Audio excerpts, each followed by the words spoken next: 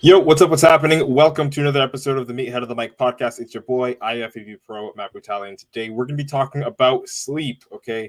And how sleep is fucking up your progress, all right? Especially if you're one of those people that just started your fitness journey. You're doing every single thing right, but you find out that you can't stay motivated, you can't stay consistent, and you're doing everything that you possibly can do to get the results that you want, but there's something that you feel is weighing you down, all right? And so in today's episode, we're going to be talking about that mystery thing, that thing that you think or that you don't know because you can't think about it because you don't know about it, that is really holding you back from seeing the progress that you want to see in your fitness journey. All right. So we're going to be talking about sleep health, how to improve your sleep so that you can continue to see success in your fitness journey. All right. So if that's something you struggle with, or if that's something that you know someone else is struggling with, don't hesitate to share it out to somebody else. Cool. All right. So very short, sweet, to the point. Let's talk about it. Improving fat loss despite inconsistent sleep patterns in men over 30 years old involves adapting healthy sleep practices and essentially making adjustments to other aspects of your life. Like that, you should know off rip at the very beginning of this episode. All right. So, with that said, here are some strategies to consider, things to do in order to improve your sleep so that you can burn more fat. Let's get right on into it. So, number one, you want to establish a consistent sleep schedule. All right. Essentially, it means going to bed and waking up at the exact same time, even on weekends. Okay. And why is it that I'm saying that you should do this even on weekends? The main reason is because we have an internal clock. It's called a circadian rhythm.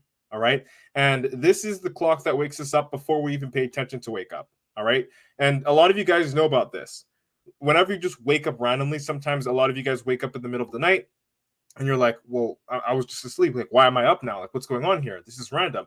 It's because your circadian rhythm is set to waking you up at that time in the middle of the night or maybe early in the morning, right? And think of it. If you've been working a shift that is the same time for quite a bit of time, for a couple of months, even if you're not going to work that day, you'll notice that your body wakes up more or less 30 minutes to an hour, give or take around that time. And the reason why is because we have a circadian rhythm that is built based off of the consistency of our sleep patterns, our sleep schedule. So you want to make sure that you're going to bed and waking up at the same time roughly every single day. And I do understand, sometimes you're on vacation or sometimes, other things are happening and you aren't able to go to bed at the same time.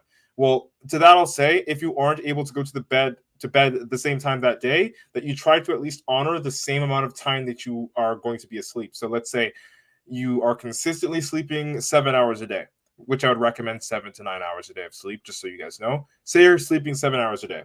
Okay. Now, normally it's between X o'clock and X o'clock. That's whenever you go to bed. That's whenever you wake up. But this day, you got to go to the hospital because something happened, or your dog, the vet, whatever it is. Something happens and you cannot go to bed at that exact same time.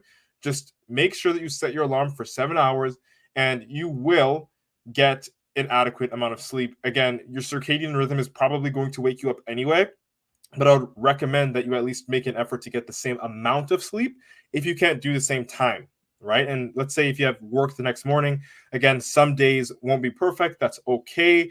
The most important thing is that you have the schedule, you abide by the schedule, and you at least have an outline as to like what to do when it comes to sleep. Because guys, sleep is where that's where the magic happens. That's where the healing happens. That's where the growing takes place. That's when our body's secreting the hormones, the growth hormone. All that magic, all the building, all the healing, it happens in our sleep. Okay. So if you are serious about building your body in terms of building muscle, burning fat, looking better, okay, changing your shape, then you should not compromise your sleep quality one bit, or like you shouldn't not have a sleep schedule per se. Okay. So that's the first thing. All right. Now, the second thing I want to bring up to you guys is, and this is something that I struggled with personally because I would consider myself an avid caffeine enjoyer. So it's more than not difficult for me to fall asleep when I get to bed, right? Like a lot of you guys listening to this are probably like, oh, well, it's the same thing for me. I can get to bed. I can say that I want to go to bed at 9 o'clock, 10 o'clock, whatever it is. But as soon as your ass hits that bed, like your eyes peel and then you're kind of like wide awake and you don't know what to do because you can't fall asleep. Okay, so what I want to recommend to you, and this is something that I personally am like, I'm doing this myself too. No, I'm not perfect, and I haven't mastered this to be completely vulnerable, but I am telling you that it does work. Like whenever I do this and and I implement it, it does calm me down. All right, so you want to create a relaxing bedtime routine. Okay, so essentially you're just developing something like what we call a pre-sleep routine to signal your body that it's time to knock out. It's time to like wrap it up. It's time to just KO. That's what you got to do. All right. So try your best to do that. This could include activities like reading, stretching for some people. For me, stretching just gets me more awake. So I don't do that. Again, you listening to this, it might help you. Listening to soothing music helps. So one thing that I tried for a while was binaural beats. For some of you guys that know ASMR, that could be another thing for you. That could help you get a little bit more tired so you can get that sleep. And another thing I'd recommend, even say like 2 to 3 hours before you go to bed, try to like dim the brightness on your phone. And if you are on a laptop, go to the night mode. Okay. The reason why I want you to do that is because when we're using our devices regularly, we we're seeing blue light, something called blue light, essentially, right? And blue light, our brain sort of behaves as if the sun is like up. It's like waking us up. It's making us, it's almost tricking us into feeling like it's the daytime. So it could be like 9, 10, 11 p.m. at night. And if you are staring at your phone or you're staring at a laptop, a computer, or a television, whatever it is, and it's emitting blue light, you are going to be in a position where your brain is going to think that it's broad daylight, and it's going to be even harder for you to fall asleep. So something that I would recommend that you put in your sleep routine, your pre-sleep routine, would be to either completely ditch the phone. That's the first thing. That's the best option. And then like read or do some other activity. The second option, if you don't decide to ditch your phone, is to reduce the brightness down to pretty much zero and also put a nightlight on. Okay. When I say nightlight, I'm talking about the feature on the phone, not your actual nightlight in your wall. And if you have one and you're an adult, there's something wrong with you. Okay. So that's the second thing that I want to recommend. So the third thing, guys, and this one definitely applies to myself. I have to be a better practitioner of this, but still, it does work when you apply it, which is limiting your stimulants. Okay. Limiting your stimulants, mainly caffeine. Like that's the popular one. Nobody, like you're probably not taking pre-workout before you go to bed. But if you do train late at night, you get a lot of caffeine in. It's one thing that I want you to consider. Like if you decide to train at night, try to train without pre-workout, or try to just, what I would do, honestly, to get quality workouts, because I do understand the effect of caffeine. Like I do understand how it just gives you energy. It makes the workout easier. You don't really have to try as hard because you're pumped up already, right? What I would do if I wasn't to use caffeine, and I do this sometimes, is I would carb up. And again, do this with respect to your caloric requirements, but carbing up essentially is getting fast acting sugars in your system, so that when you do hit the gym and when you finally start to pick up momentum and your heart rate increases, you get to a point where your body, because of the insulin spike, has enough energy to sort of not entirely mimic a caffeine boost, but you will feel a little boost of energy, and that will help, believe me, especially if you do train later in the day. I personally would recommend, if you just like cannot train without caffeine, try your very best to wake up really early and train. Okay. And it's best to take caffeine before 12 p.m. anyway. So if it's just better for you, honestly, if you decide to train, that you should do it in the morning. I'd recommend doing it really, really, really early in the morning. If you can, if you can't, do what I just mentioned. All right. So another thing, again, and I sort of alluded to this, yes, you can turn the brightness off, or you can turn the nightlight on your phone or your laptop or whatever it is, but it is better to ditch your phone like 2 to 3 hours before bed. All right. You don't want to be like, think of it. It's either you're doom scrolling, you're having conversations longer than you should, whatever it might be. It's keeping you distracted, and you have to focus on sleeping if you want to sleep. Like if you are talking to, people or consuming content, whatever it is, it's a good reason, or at least you're going to convince yourself it's a good reason to stay awake. All right. And so don't do that to yourself. Listen to the first step of this episode, which is to develop a pre-sleep routine, meaning like pick up a book, right? Do an activity that doesn't require technology, that doesn't require the lights to be on, okay? And get used to doing that before you go to bed.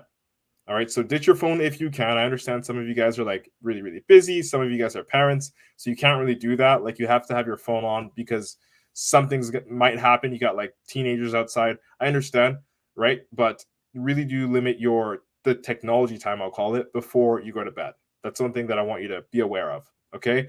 So another thing here, and especially for men, all right, you want to create a comfortable sleep environment. And what am I talking about? What am I talking about? Am I saying use a jillion pillows? No.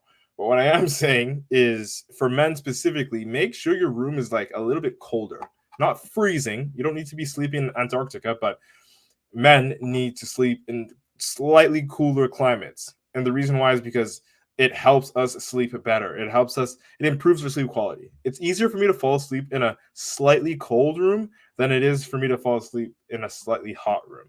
And if you are the same way, then you know why. Okay, it's because you're a dude. Our internal body temperatures are a little bit higher.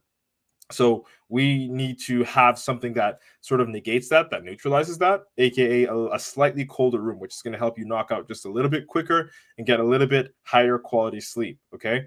So, and another thing I want to talk about, guys, is have a mind, like be mindful of your food intake. And I'm not saying like there's a certain range of calories that gives you better sleep. No. What I am saying is if you eat too close to bedtime, you are likely going to be digesting while you are in bed. On top of that, your body temperature increases even more while you're digesting because your metabolism is active, so on and so forth, right? And when your body temperature increases even more, it becomes just that much more difficult for you to truly fall asleep. All right. And let's not forget, just the feeling of feeling full, might make you nauseous or turn around in your sleep over and over again, stripping you away from the ability to get quality sleep when you're in your bed. Okay, so if you're going to eat food really late, try to do it the latest 1 to 2 hours before you're going to knock out. Okay, because it might interrupt your sleep. I know a lot of people that can sleep on a full stomach, like a really full stomach, but most of us, it might interrupt our sleep. So that's another thing I want you to pay attention to. Okay, so another thing here, and this is the last thing I'm going to bring up in this episode. This only applies to a specific niche of people and both sides of the spectrum, being really fucking jacked and then also really fucking obese. And it's mainly due to BMI being body mass index. And body mass index, for those of you guys that don't know what it is, body mass index is what determines if you are, in shape, if you're obese, based off of your height, based off of your weight, based off of your physical activity level.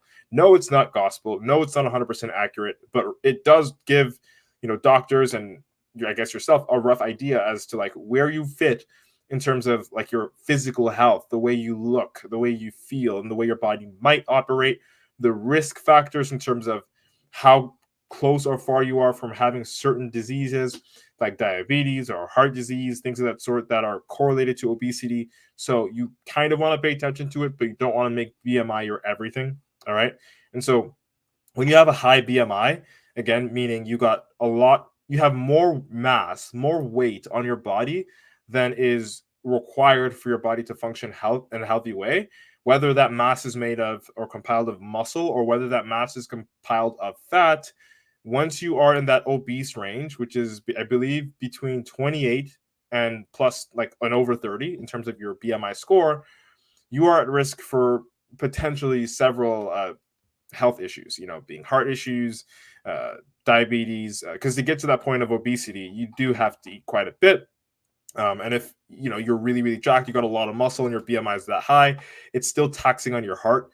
Okay. And the amount of tissue that you have can weigh down on your like respiratory system, your lungs, your breathing, and that can really, really, really affect you while you're asleep.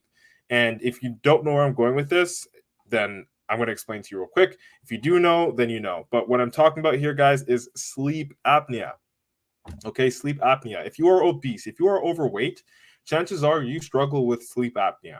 And no, it doesn't necessarily like you don't have to be overweight to have sleep apnea. Like it's not like that isn't the main correlation. It's just the most prominent one.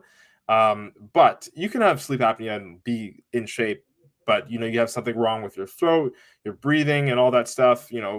Nasal, all that stuff. You can have sleep apnea and not be obese. What I am saying is when you do, when you are obese, if you are obese, whether you have a lot of muscle, whether you have a lot of fat, and your BMI is really high, you will notice that you get to a point where you experience sleep apnea. And sleep apnea, for those of you that don't know, is the inability to breathe for certain periods of time while you're asleep. And that's fucking dangerous. Like, think of it. You're knocked out, you're unconscious, you're deep in sleep, right? You're getting quality REM sleep. And there are patches in between your inhales and exhales that are longer than they should be. So think of it. You inhale, you get the air in, and now your breath, like you're holding your breath. You're unconscious. You're not thinking of this. You're asleep. You're holding your breath for like 30 plus seconds, right?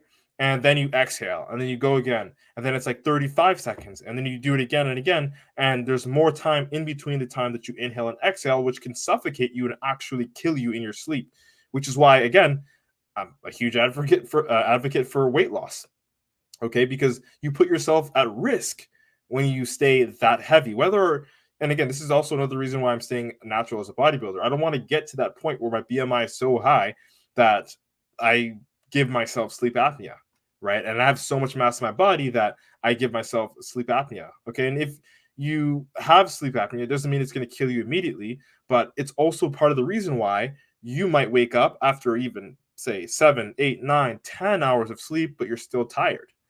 Well, the reason why is because you aren't getting like a sufficient amount of oxygen in your sleep, which is compromising the quality of your sleep and also your body's ability to repair itself while you are asleep. So that when you do wake up, you feel groggy, you feel tired, you feel like you just went to bed. Now you're up, like you didn't even sleep, you're not rested well. It's because you didn't get an adequate amount of oxygen, air, while you were asleep.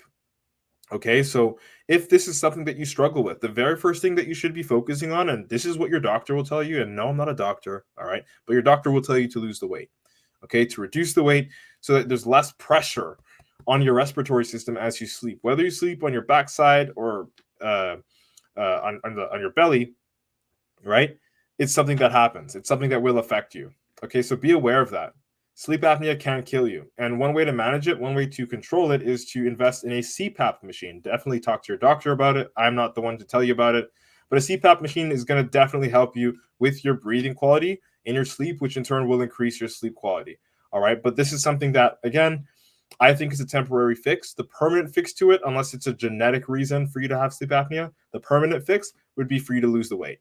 Okay. And once you do that, and once you're aware of that and you're monitoring your sleep health, you have proper sleep patterns that you are at least trying your very best to abide by, you'll notice that the same 7 hours you were getting before, 8 hours, even 6 hours or 9 hours of sleep, will feel a lot more refreshing. You'll feel like you have a lot more energy when you wake up because you can actually fucking breathe in your sleep, right? And your brain is getting enough energy, oxygen as you sleep. Okay, so that's something that you, again, I really want you to be aware of that because a lot of people have sleep apnea and don't know it. Whether it's mild, whether it's severe, it's something that you should be in control of. It's something that you should be aware of. All right, so that's it. That's all. I hope you enjoyed today's episode. Again, guys, if you weren't listening, I don't know who would be. Let's embrace our inner meathead together. It's been nice chatting. Hope you like what today's topic was about. IFBB Pro Matt Butale signing out. Yeah, yo, podcast episodes rolled up. It's pretty short and sweet. It's like half the length of all the other ones this week, but that's cool. We did it. All right, folks. I'm going to look at comments or questions from earlier if there are any from those that joined and left. Nothing on TikTok. Yo, what's up, Siobhan? Hey, I see you, Janan. What's up? Yeah, no comments here. No questions. Sweet. All right. That's it. That's all. We'll be back again later on this week with another episode. Hope you guys have a sick ass, kick ass day. Yeah, yo. Enjoy your day. You know what time it is. We out. Boom.